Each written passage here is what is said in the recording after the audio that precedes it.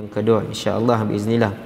Jadi kita doa moga-moga pertemuan ini menjadi satu keberkatan daripada Allah Subhanahu wa taala, sama-sama kita dapat ilmu, kita kongsi ilmu sama-sama, ya. Mana yang baik itu kita ikut, mana yang kono dengan kita punya apa kehidupan kita tu, seharian kita tu, ikutlah. Yang tak kono tu jadikan ibrah, jadikan pengajaran insya-Allah biiznillah, ya. Baik. Hadis pada malam ni kita tengoklah berapa banyak hadis yang kita boleh baca dalam ompek ke 5 hadis ke 6 hadis ke, tengoklah mana yang sompek ni dalam 25 minit ni ke setengah jam ni insya-Allah. Baik. Bab yang pertama pada malam ni kita buka dengan babu at-ta'ni fil ansab. Babu at-ta'ni fil ansab. Hadis yang ke-395, ya. Haddatsana Abu Asim an ibni Ajlan an abihi an Abi Hurairah radhiyallahu anhu anin Nabi sallallahu alaihi wa alihi wasallam qala syu'batani la tatrukuhuma ummati an-niyahatu wat-ta'nu fil ansab. Ya, dalam mencela nasab, ini dalam bab nasab, bab keturunan. Keturunan ni penting. Nabi kita Muhammad sallallahu alaihi wasallam mengajar kita supaya kita ni tengok kepada keturunan. Bahkan Allah Subhanahu wa taala pun dia memilih nabi kita, ya, nabi kita Rasulullah Muhammad bin Abdullah, ya, Abdullah bin Abdul Muttalib tu sampailah ke moyang dia yang bernama Adnan, ya, itu dalam nasab yang baik, keturunan yang baik. Kemudian dia berkahwin, ibunya pula Aminah, itu pun dalam keturunan yang baik, ya. Jadi Allah Subhanahu wa taala memilih Rasulullah itu dalam keturunan yang baik.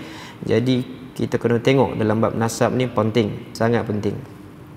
Jadi apa yang disebut oleh Abu Hurairah radhiyallahu anhu dalam hadis ni digambarkan dua cabang yang tidak ditinggalkan kedua-duanya oleh umatku, iaitu dua bondo. Ni kita dah syarah apa sebulan yang lepas ni, dia ulang balik ya. Apa dia? Meratapi kematian dan mencela nasab. Okey, meratapi kematian dan mencela nasab. Nah, bulan lepas kita dah sentuh ni. Ya, dalam bab menyatakan apa benda saya pun lupa lah, islah hubungan, tak silap saya, ya. Ya, ni dua bondo ni memang takkan hilang jemaah semua, ya. Meratapi kematian. Tapi kalau kita Islam meratap tu kan, meratap. Kalau orang Melayu zaman sekarang ni tahun 2023 ni kurang sikit lah, sebab kita dah banyak ustaz-ustaz, dah ramai ustazah-ustazah ngajar jangan meratapi kematian, jangan sedih pun. Ya, sedih boleh tapi jangan keterlaluan. Jadi kita dah ada ilmu kat situ.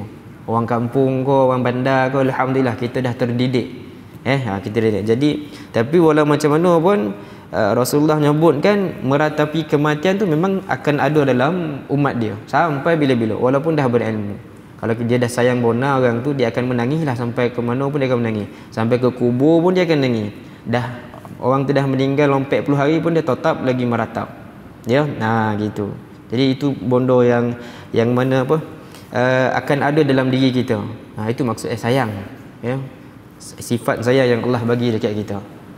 Tapi kalau kita salah gunakan sifat sayang tu, payah pula, ya. Menyayangi manusia lebih daripada menyayangi Allah Subhanahu wa taala. Tak adil juga. Sebab itulah kat sini Nabi sebut meratapi kematian ni kena hati-hati, ya. Kena jaga, jangan keterlaluan. Yang kedua, mencela nasab. Mencela nasab. Bab celaan nasab ni kalau orang Arab ni memang gomalah dak bab mencela ni, ya. Mereka ni pun ada banyak kaum, banyak Bani Ad, Bani Nadir, ya. Orang Quraisy kaum Quraisy tu pun banyak dia punya bani dia. Jadi kalau kita kiaskan dengan kita ni, keturunan kita ni ada yang orang ni 9, ada yang orang Qadah, ada yang Perak ni 9 pula, ada yang Rombau, ada yang Pilah. Yang Rombau dengan Pilah tak boleh bersatu. Kalau bersatu kan bercakap, ada masalah tu. Yang jumpa dengan orang Moncih dah lain lah pergi, jumpa orang Somban dah tak berapa nak ni 9 bona, dah ke KL pula bunyi, kan. Jolabu lagi. Jadi kat kita pun ada kita punya bahagian-bahagian gitu. Ni 9 ni pun ada kita punya keturunan kita, nasab kita. Tu kita punya suku kita. Kan? Ni 9 kan, kalau tanya apa kita punya nenek moyang kita, kalau suku tu Suku kahwin dengan suku tu kan. Macam saya suku Biduanda. Nah, yang orang anak jati ni 9 dia tahulah suku apa. Masing-masing ada 12 suku tu. Ya. Nah, kan. Jadi bab keturunan tu, itu kena jaga. Bab mencela lah celaan. Jadi jangan kita mencela bab keturunan ni. Apa sahaja keturunan wa iman sekalipun keturunan yang paling besar ataupun kecil, ia tetap kita menjurus kepada apa? Redha Allah Subhanahu Wa Taala. Kita ibadah kita kepada Allah. Macam Sayyidina Umar bin Al-Khattab, kalau dekat kalangan Arab tu, dia saya lupa ni tapi saya ingat saya lah, dia kaum Arab, suku keturunan Arab yang kelima ke yang keenam. Maksudnya kelima ke enam, maksudnya yang daripada atas lah. Dia ada yang kepala Bani Hashim lah. Bani Hashim ni keturunan Nabi Muhammad, Bani Hashim. Lepas itu keturunan kedua. Dia punya ranking itu. Sayyidina Umar ranking yang ke-6. Jadi ke-6 ni orang kata rondah lah, rondah. Okey, rondah. Tapi dia Allah berikan dia ketegasan, kekuatan, kebijaksanaan. Sebab tu orang takut dengan dia. Okey, itu dia cerita dia. Okey. Jadi dalam dua bondo ni Nabi ngabarkan akan ada pada kita meratapi kematian dengan mencela nasab. Sekarang ni mengontok lah, elok duduk kat sini. Bila dah datang sifat marah kan, semua keluar daripada mulut tu. Semua daripada sayang terjadi bonci. Ya, tu kena hati-hati lah bab nasab ni. Kau tu dah lah lahir macam gitu, kau tu dah lah gini, kau ni dah semua dah keluar dah bab nasab. Jadi kena hati-hati dalam bab tu ya. Dia time okey, time tak okey tu kan, mulalah keluar macam-macam daripada mulut. Okey. Jadi dua benda dia, bab meratapi kematian dengan mencela nasab, hati-hati benda tu. Nabi dah ingatkan, jadi kita kena hati-hati. Selesai satu pembelajaran hari ni. Bab yang kedua, babu hubbir rajuli qaumah. Bab pada menyatakan cinta seseorang kepada kaumnya. Cinta seseorang kepada kaumnya. Ini daripada Fusailah, qalat sami'tu abi yaqulu qultu ya Rasulullah aminal asabiyyati an yu'ina ar-rajulu qaumahu ala dhulmin, qala na'am. Daripada Abbad Ar-Ramli, dia telah berkata, telah menceritakan kepadaku seorang perempuan yang dipanggil namanya Fusailah. Ya, Fusailah. Okey. Seorang perempuan dipanggil namanya Fusailah.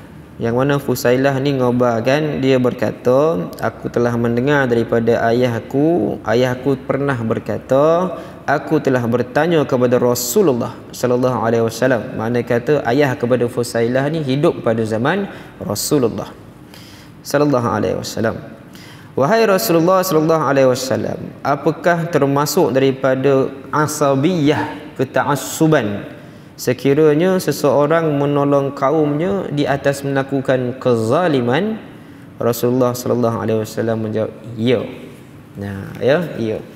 Ta'assub, asabiyah, ta'assub disebabkan terlalu cintakan kaum, disebabkan kita terlalu cintakan keturunan negeri 9 sehingga kan kita bercakap, kita bergaduh. Tu disebabkan kita terlalu sayangkan pasukan bola negeri 9, contoh tiba-tiba masuk final lawan dengan negeri lain, sanggup kita bergaduh. Walaupun kita menang ke kita kalah ke, bergaduh. Kat luar bergaduh. Penyokong-penyokong bergaduh sesama sendiri. Di 9 contoh lawan dengan Kedah ke, lawan dengan Perak ke, KL ke, gaduh dua-dua. Ini maksud dia. Apakah termasuk daripada asabiah sekiranya seorang menolong kaumnya, seseorang menolong kaum dia melakukan kezaliman. Dah tahu kalah, ontok lah, tapi kalah tak puas hati. Maaf, gaduh. Kezaliman. Ya? Itu contoh qiyas yang paling mudah lah, yang paling mudah nak faham. Okay? Jadi Rasulullah khabar, ya. Dalam bab berkasih sayang, dia ada batasan dia. Kalau orang tu dia dah buruk, ya, kalau sesuatu kaum, kalau kaum kita, orang kita kita punya benih kita, keturunan kita dah buruk, janganlah kita ta'assub ataupun sifat asabiah tu kita nak terlalu bahasa Melayu dia, bahasa Inggeris backup, kita nak backup dia tu kan, disebabkan dia melakukan kezaliman, jangan kita nak terima dia gitu. Dia kalau dia dah salah tetap salah, kita kena akankan. Nah ya, itu Nabi aja. Jangan keterlaluan lah. Tapi tak boleh, itulah kita manusia kan. Contoh kalau anak buat salah je tu, kita mesti backup dia. Okey. Gitu. Kan sebab rasa sayang tu. Tak boleh buat apa. Saudara ke, kan? Atuk ke, omak ke, ayah ke, kan? Tak boleh buat apa. Tapi itulah yang Nabi nyebut, Nabi sebut, benda tu satu benda yang zalim. Kalau salah tetap salah. Ya. Nah, kena tolan. Kita kena mengaku benda yang benar. Nah, benda tu sangat sukar untuk dibuat, tapi akhlaknya mulia. Itu yang Nabi sebut, akhlaknya mulia. Kalau kita semua dapat benda Allah ni, ya, itu menegakkan benda yang betul, walaupun nak tegakkan benda tu satu benda yang sangat-sangat pahit, sedih, sebab dia melibatkan ahli keluarga ke contoh ni kan. Kita bagi tu benda yang benar, sebenarnya anak saya memang betul dia berzina. Benda tu sangat-sangat susah kita nak sebut, tapi itulah benda yang mana sangat dekat dengan Allah Subhanahu Wa Taala. Itu satu akhlak yang sangat baik. Okey, begitu benda Allah tu. Itu sangat susah tu. Sangat susah. Tak kira lah level mana manusia tu, ustaz kan contoh kan. Apa yang paling alim sekali dekat dunia ni, syekh, tok syekh ke, benda tu sangat susah. Bila dia melibatkan kaum, melibatkan keturunan dia, nasab dah, memang sangat sukar benda tu. Selagi boleh dia kona, dia kona. Ya, selagi boleh dia boleh pertahankan, dia pertahankan. Nah, bukan senang. Jadi benda tu, akhlak tu sangat sedikit pada zaman sekarang. Zaman dulu banyak. Ya, zaman para sahabat, zaman tabi'in tu banyak zaman tu. Sebab mereka memang beriman dengan Allah, kasihkan kepada Allah dan Rasul tu dengan kasih yang 100%. Dah tak ada lain dah. Ya, tak ada. Kita ni banyak sayang kita ni. Kita sayang harta, sayang keturunan, rumah kita, kereta kita.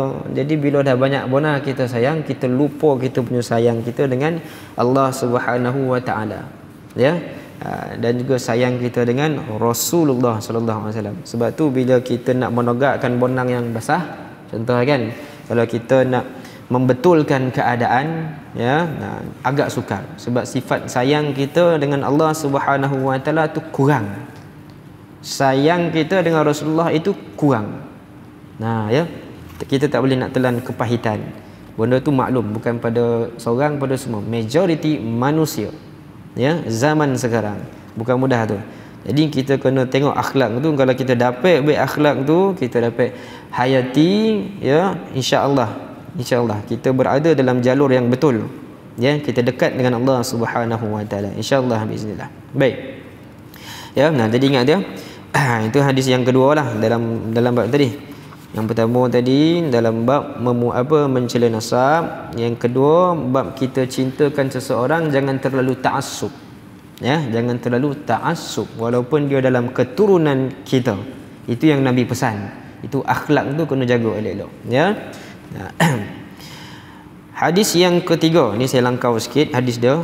Kita bagi hadis yang pendek sebab dia tajuk dia lebih kurang sama. Babu hijratil muslim, bab pada menyatakan memulaukan seorang muslim. Kita pulaukan seorang muslim, dia orang Islam tapi kita pulaukan dia. Pulau tu kan dia satu tompek pam, itu istilah pulau kan. Pulau nama dia duduk setompek je. Jadi kita bagi dia bersendirian, kita tak layan dia. Okay. Ini daripada Anas bin Malik radhiyallahu anhu. Anna Rasulullah sallallahu alaihi wa alihi wasallam qala la tabaghadu. Ya, jangan kalian saling benci membenci. La tabaghadu, bughdi, baghada yubaghidu, tabaghadu. Ya, tabaghadu, jangan saling benci membenci di antara kita orang Islam. Bahkan sesama dengan orang bukan Islam pun kita tak boleh nak benci membenci. Tengok, baca sirah, belajar sirah. Kok malih bona baca. Teknologi sekarang dah tinggi, ya, dah banyak, melampau banyak ya. Tengok YouTube, ya, tengok yang sirah Nabi. Bagaimana Nabi melayan orang kafir, orang Quraisy, orang Yahudi, orang Nasrani. Macam mana Nabi layan? Kasih, ya, Nabi tidak membenci. Ya, Nabi tidak membenci. Jadi apa yang Nabi ajar pada hadis ni, yang pertama, la tabaghadu, jangan benci membenci. Ya, tak eloklah, tak elok. Tak cantiklah, akhlak kita tak bercantik.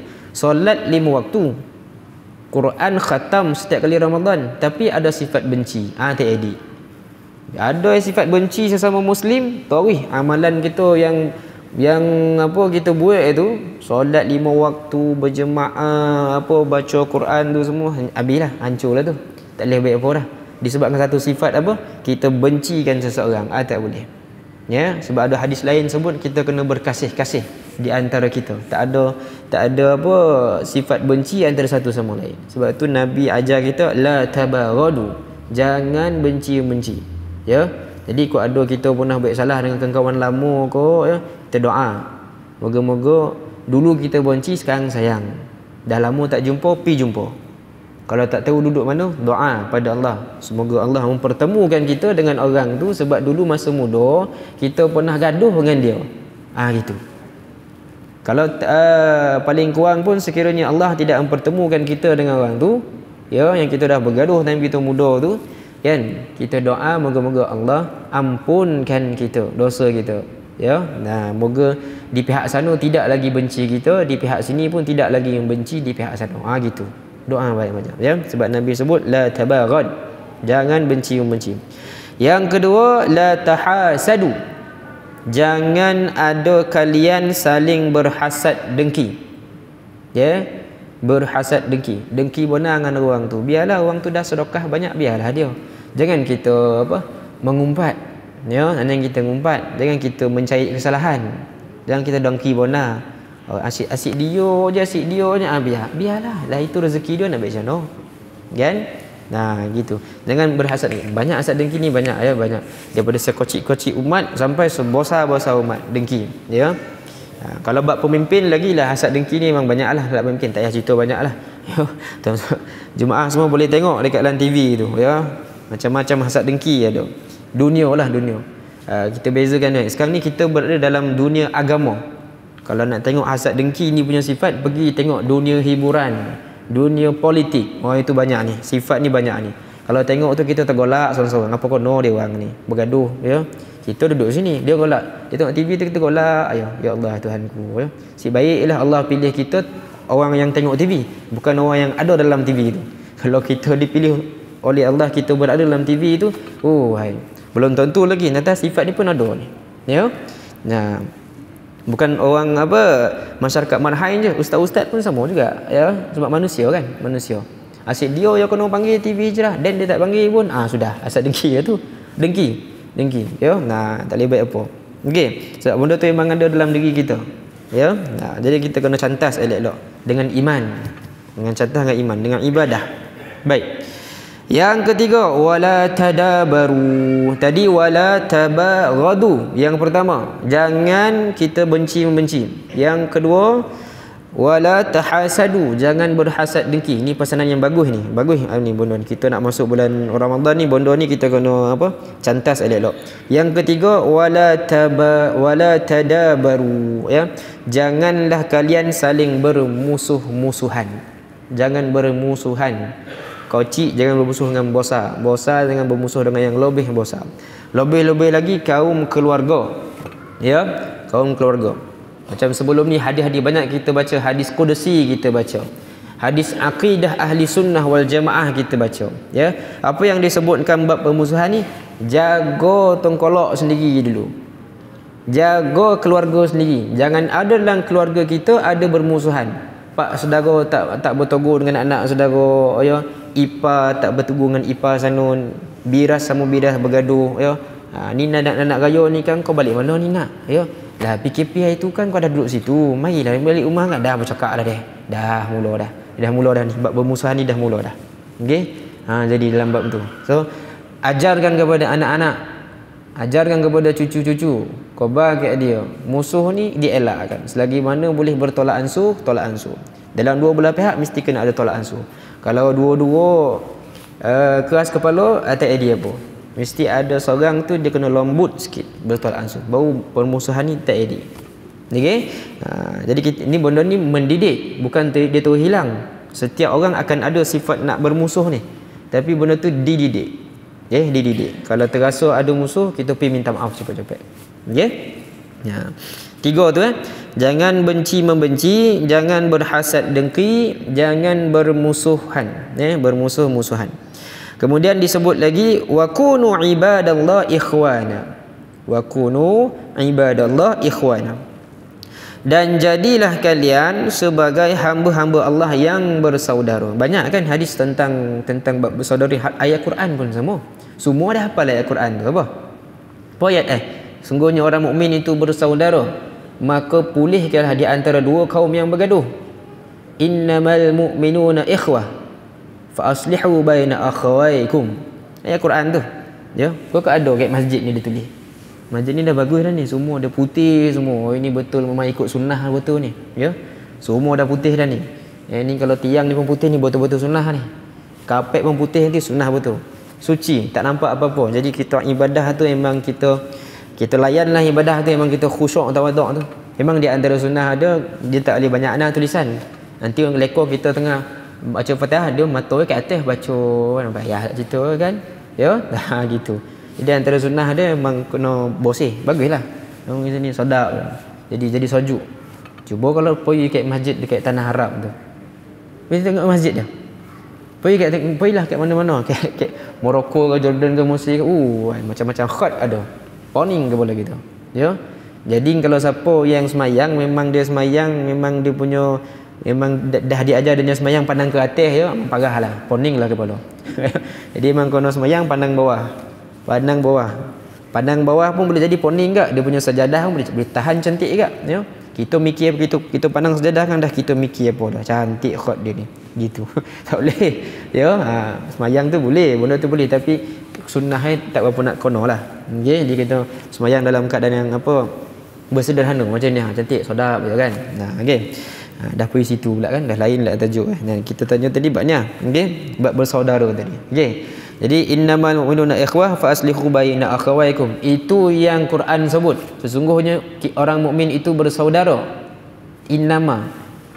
Dalam bahasa Arab, kalau guna lafaz innama ni, dia berada dalam ilmu balaghah. Ilmu balaghah. Dalam ilmu balaghah ada banyak tajuk. Ada 3 ilmu yang utama. Memang 3 lah cabang dia. Ilmu ma'ani, ilmu bayan, ilmu badi'. Dalam katakan innama ni, dia berada dalam ilmu al-ma'ani. Dia membawa kepada tajuk al-qasru. Al-qasru, kita belajar sikit lafaz innama tadi dah. Innamal mu'minuna ikhwah. Sesungguhnya orang mukmin itu bersaudara. Jadi bila tuan-tuan semua baca, jemaah semua baca Quran, baca hadis, nampak perkataan innama tu, alif hamzah bawah, nun mim alif, itu tandanya sama ada wajib ataupun haram. 2 je. Sunat tidak, harus pun tidak. Maknanya kalau sebut innamal mu'minuna ikhwah, sesungguhnya orang mukmin itu bersaudara, memang kita bersaudara. Memang kita takkan bermusuh. Sebab itu selepas itu dia sambung fa aslihu baina akhawaykum. Disebabkan kita memang wajib bersaudara, maka fa aslihu, islahkan, pulihkan 2 orang yang bermusuh. Baina akhawaykum. Itu fungsi innama. Dalam hadis kita selalu dengar apa? Hadis pertama ke dalam matan arba'in, Imam Nawawi, innamal a'malu binniyah. Sesungguhnya setiap amalan itu dengan niat. Jadi benda tu wajib sebab dia dah guna lafaz innama. Itu ilmu balaghah dia. Guna je lafaz innama, automatik wajib. Jadi wajib kita buat amalan dengan niat. Puasa kena niat tak? Niat. Solat kena niat. Tak ada niat, tak jadi solat tu, tak jadi puasa tu. Berhaji ke, umrah ke, zakat ke, sedekah tu, nak masuk duit tu kena niat. Datang masjid niat. Donga ni niat. Gitu. Kena niat. Tu sebab tu dalam hadis tu Nabi pilih perkataan innama. Innamal a'malu binniyat. Perkataan tu. Belajar sikitlah tu ilmu balaghah. Dalam tajuk al-qasru. Boleh cari nanti dekat YouTube, dekat kitab-kitab Arab. Ustaz-ustaz yang pandai bahasa Arab tu nanti dia akan syarah bab tu. Boleh cuba tanya nanti dalam bab tu. Penting. Itu dalam bab bersaudara. Okey. Jadi dalam hadis ni pun Allah kukuhkan lagi, kalian ini adalah hamba-hamba Allah yang bersaudara. Jadi buat apa kita nak bermusuh? Kita hidup dalam keadaannya cantik dah ni, ya. Tidak terlalu bermegah, tidak terlalu papa. Kalau terlalu papa kedana pun Allah marah juga, tak edit. Kalau terlalu kaya pun tapi sombong, Allah tak suka pun lah, ya. Jadi kita bersederhana. Kita jadi golongan cana pun cantik dah. Okey, cun, ya. Apa lagi disebut kat sini? Wala yahillu limuslimin an yahjura akhahu fawqa salasi layalin. Dan tidak halal bagi seorang muslim untuk dia memboikot, baru masuk tajuk. Tidak halal bagi seorang muslim untuk dia memboikot, an yahjura, memboikot saudaranya lebih daripada 3 malam. 3 malam boikot. Sebab apa? Gaduh. Semalam gaduh, seminggu tak datang. Ngeteh, ngopi kedai tu kan. Gaduh kat kedai kopi. Seminggu tak datang. Seminggu tu okey. Dah sampai ke sudah tak datang. Dia pergi minum sebelah kedai tu. Dia gaduh sebelah kedai. Dia ngopi tu. Lepas tu dia pergi kedai sebelah tu. Nampak jelah. Nampak, tapi dia tak nak masuk sebab gaduh je pasal. Orang Melayu ni kalau gaduh, ya Allah, makan tahun. 7 keturunan pun belum tentu lagi tu. Ya. Nah, jadi kat situ kita boleh ambil pengajaran dengan orang Arab. Orang Arab ni dia gemar bergaduh, tapi dia copek dia punya elok Time tu gak dia elok. Confirm time tu tak. Bila dia sebut nama Allah, selawat, istighfar, sebut tu semua astagfirullah, ya. Selawat dia 3 kali tu elok dah. Elok tau, tak ada masam-masam lagi. Tauhid poluk je. Okey. Nah, kat situ kita kena ambil pengajaran kita ambil budaya orang Arab tu bawa ke kita. Yang tu yang cantik Dia orang memang gemar bergaduh, tapi elok copek. Yang tu kita kena ambil. Kita ni jarang bergaduh. Sekali bergaduh 7 keturunan habis semua. Sampai ke cucu, cicit, cacat semua pergi. Ya, tak boleh buat apa dah. Ya. Tu kena mikir tu benda tu. Ya, jadi kat sini Nabi ajar jangan kita boikot.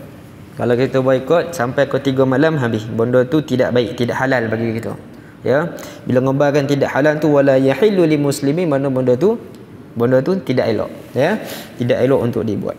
Okey. Jadi tu pesanan akhlak. Ini penting belajar akhlak. Kadang-kadang orang tu dia ibadah dia cantik. Ya, baca Quran bagus. Ya, ibadah sunat dia alhamdulillah. Tapi bab akhlak dia tak boleh nak buat apa. Tak cantik akhlak dia. Tu yang tak boleh tu. Ya. Jadi akhlak tu didahulukan. Sesiapa yang berakhlak, ibadahnya cantik. Ya. Sesiapa yang berakhlak, ibadahnya cantik. Tapi belum tentu orang yang beribadah itu sahaja ibadahnya akhlaknya belum tentu cantik. Jadi jaga akhlak dulu. Jaga akhlak. Ibadah akan menyusul. Siapa jaga ibadah sahaja, akhlak tak jaga, ya, belum tentu lagi ibadah dah sempurna. Belum tentu lagi akhlak dah sempurna. Jaga akhlak. Akhlak tu, ya. Sebab tu kita tengok kadang-kadang ada orang bukan Islam, macam orang Cina, pelan sikitlah, orang Cina ke, orang India ke, dia ibadah Tuhan dia lain. Tapi akhlak dia baik. Dia baik. Dia jaga akhlak. Akhlak kalau jaga, yang lain semua ngikut. Akhlak kalau tak jaga ni masalah ni, ya. Masalah. Okey. Dia leko jaga benda lain, akhlak dia tak jaga, parah. Okey. Gitu ya. Itu hadis satu hadis lah. Ada banyak lagi hadis bab memulau seorang muslim ni. Saya baca satu jelah. Okey. Banyak, ada 1 2 3, dia sama je lebih kurang. 1 2 3 4 5 6 hadis, ya. 6 hadis pasal tu. Saya langkau sikitlah. Kemudian apa azan ni? 8.35 8.40 ya. Sampai lagi kan. Hadis yang terakhir lah. Hadis yang terakhir. Hadis yang keempat. Ya. Bagus ni, bab ni bagus untuk kita punya akhlak untuk malam ni. Tadi kita baca, ya. Ini dia yang keempat. Babu man hajara akhahu sanatan. Sama juga bab ni, bab yang ke-190, hadis yang ke-404. Bab pada menyatakan orang yang telah memboikot akan saudaranya setahun. Dia ini daripada Abu Khirashi As-Sulami. yang mana dia mendengar Rasulullah sallallahu alaihi wasallam bersabda, ya, man hajara akhahu sanatan. Hajara ni hijrah. Hijrah maksudnya dia berhijrah dari saudara dia. Dia banyak maksud. Dia banyak maksud. Ya, kalau kita terjemah dalam bahasa Melayu banyak maksud. Hajara. Jadi maknanya dia pulau kan. Maksud dia pulau, dia hijrah. Ya. Jadi barang siapa man hajara akhahu sanatan, barang siapa yang memboikot saudara dia selama setahun, sanatan, sanah, setahun, fahuwa bisaffaki damihi, maka dia seumpama menumpahkan darah dia sendiri. Ya, dia menumpahkan darah dia, seolah-olah macam dia buat dosa tu, dosa yang tak sepatut dia buat. Memang free dia buat dosa. Sepatutnya benda tu boleh elak, benda boleh elak, benda tu boleh dididik, tapi sia-sia dia menumpahkan darah dia sendiri. Gitulah. Ya. Ini yang apa? Yang disebutkan oleh Nabi kita Muhammad dengan bahkan memboikot. Hadis lain sebut memboikot seorang muslim selama setahun adalah seumpama menumpahkan darahnya. Ni hadis yang lain. Ya. Nah, ini didengar oleh Muhammad bin Al-Munkadir dan Abdullah ibn Abi Attab. Okey. Nah, gitu. Ni kalau setahun ya. Nah, jadi janganlah kita gemar bona bergaduh, jangan kita gemar bona bermusuh ya. Kalau dah musuh tu, kalau dah tak bertegur tu, tegur-tegur lah ya. Dia kena ada seorang yang lembut, yang copek minta maaf ya. Ya, ada juga soalan tu, kenapa datang kat saya, Ustaz, kalau saya dah minta maaf dah Ustaz, dia yang bega pun tak nak terima saya punya minta maaf, macam mana Ustaz? Berapa kali kau minta maaf? Sekali. Cuba minta maaf lagi. 3 kali lah, 3 kali. Sebenarnya sekali pun cukup. Pergi minta maaf 3 kali. Tengok apa hasilnya.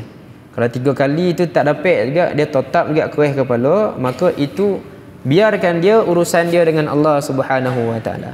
Yang penting kita dah minta maaf. Lepas tu nak minum, nak ngopi sebelah kedai lain pun tak apa. Boleh, tak ada masalah. Sebab dah minta maaf. Tu. Nak minta maaf ni bukan senang ni. Bukan senang minta maaf ni. Hai, kita kena lenturkan ego. Anak orang lelaki ada ego. Perempuan pula emosi. Tak nak ada. Kalau perempuan kan, perempuan payah sikit kalau bab-bab nak tahu ni ya. Dia punya emosi lain macam. Okey. Tapi bila dia dah minta maaf tu kan, mencicit lah dia punya air mata tu kan. Keluarlah semua Okay, mesti ada seorang yang ada lembut. Kalau tak ada tu habis parah lah. Memang parah, memang susah. Okey, kita lah ni, saya cerita ni yang orang Melayu lah. Hati kita kan lembut. Yang kaum lain wallahu taala alam. Okey. Jadi gitu ya. Itu dalam bab kita bermaaf, minta maaf. Sekaligus terkono dengan hadis ni ya, nyebutkan dalam bab kita memulaukan orang. Okey, dan kita pulau bona. Okey. Dia semua bab semua bab. Masjid pun ada tak? Masjid pun ada ahli masjid memulaukan beberapa orang ahli Korea. Sampai ahli Korea tu tak boleh sembahyang kat masjid tu. Ada. Bukan kat gombau lah. Kat muka bumi. Tak tahu mana. Tapi ada kisahnya. Ada. Yang kalau cari jumpalah. Sampai ahli Korea tu tak boleh sembahyang situ. Tak tahulah apa punca. Dia kena sembahyang dekat masjid lain. Baik masjid dekat-dekat. Dia tak boleh datang masjid tu lagi. Dia kena marah. Kan ada dia buat silap. Tapi setiap kesalahan ada maaf Okey, ada maaf dia. Okey. Gitu. Budak kecil ke? Kan? Budak kecil selalu budak-budak. Ni kalau apa jemaah yang tegas sikit, dia tak boleh dengar suara budak kecil, dia tengah sembahyang, budak-budak kecil boleh lagi tu kan. Pergi balik. Kau jangan datang lagi masjid ni. Dah tak datang dah budak tu. Langsung sampai bosan dia tak datang. Dah dia tinggal. Budak tu elok pergi masjid, kan? Nah, dah kena hodik dengan atuk tu, toih langsung tak datang. Parah agak tu. Ya. Dalam bab tu. Kau nak hati-hati. Itu bukan bab boikot lah, cuma dia kiasnya ke situ. Hati-hati dalam bab tu lah, ya. Dalam bab tu. Dia kono juga tu ya. Dalam bab akhlak tu, dalam bab menegur ya. Dalam bab apa hubungan tu kita kena jaga. Memang kena jaga dia elok. Bukan senang ya. Sebab tu didik dulu akhlak kita. Kita punya hati kita. Berkasih sayang kita dengan apa? Dengan jemaah semua. Ustaz pun sama, ustaz. Ada tak ustaz yang ceramah kat sini dia dah 5 bulan tak datang? Macam saya Saya kadang-kadang sekali je datang. Kadang domam. Kadang-kadang 2 bulan tak datang. Kadang 3 bulan tak datang. Ya. Mikir tu, ustaz ni saya tak datang. Tak payahlah ambil dia. Contoh gitu kan. Parah habis. Jangan ada sikap tu. Ya. Kadang-kadang Allah ni dia nak uji. Time-time kita elok ada dekat tempat kerja tu sihat. Time nak bagi kuliah tu elok ada kondo. Elok demam dia dah parah. Selalu memang jadi macam tu. Selalu macam tu, ya. Itu ujian. Allah nak uji. Time-time nak bagi kuliah tu lah dia demam. Tadi elok sihat nampak kan? Contoh macam tulah. Terus telefon ahli masjid. Hari ni kuliah saya tak ada ya. Parah. Ya parah gitu. Okey, gitulah ya. Ya, jadi itu 4 hadis ni. Penting ni hadis ni. Bab memulau setahun ni Nabi tak suka. Ingat tu, dia seumpama kita menumpahkan darah sendiri. Darah tak ada. Pap calit tumpah darah tu. Maknanya kita menyakitkan diri kita sendiri. Tu hadis yang keempat tadi kita belajar. Hadis yang ketiga tadi kita belajar, jangan kita benci-benci, jangan saling berhasad dengki, jangan kita bermusuhan. Kita ni bersaudara. Ingat ayat Quran, innamal mu'minuna ikhwah faslihu baina akhawaikum. Kejap lagi so imam baca. Time apa? Time solat kan. Ya, dia hafal tu insya-Allah. Ya. Lepas tu bab memulaukan orang. Ya, dan bab mulau tu dah. Cintakan seorang, dan hadis yang pertama tadi bab nasab. Mencela nasab. Jangan kita gemar benar mencela nasab. Gurau-gurau tak apa. Tapi jangan mencela benar. Ya. Bahaya, berbahaya dalam kita punya iman kita. Okey. Wallahu taala alam, itu sahaja untuk 4 hadis pada malam ni. Moga-moga banyak isi itu, banyak input untuk akhlak tu. Moga-moga kita mendapat iktibar, kita mendapat ibrah, pengajaran. Kita boleh botolkan balik hati kita supaya kita lebih berakhlak. Ya, seperti mana akhlak Nabi kita Muhammad sallallahu alaihi wasallam. Cuba Muhammadkan diri kita. Kalau yang perempuan cuba Aisyahkan diri dia. Ya. Maknanya apa? Jadi seperti Muhammad. Jadi seperti Aisyah, jadi seperti Khadijah pada akhlaknya. Okey? Wallahu taala alam. Bismillahirrahmanirrahim. Allahumma iftah alaina hikmataka wa anshur alaina min khazain rahmatika ya arhamar rahimin. Rabbana zidna ilma warzuqna fahma waj'alna minar rasyidin. Sallallahu alaihi sayyidina Muhammad wa ala alihi wa sahbihi baraka wasallam. Alhamdulillahirabbil alamin.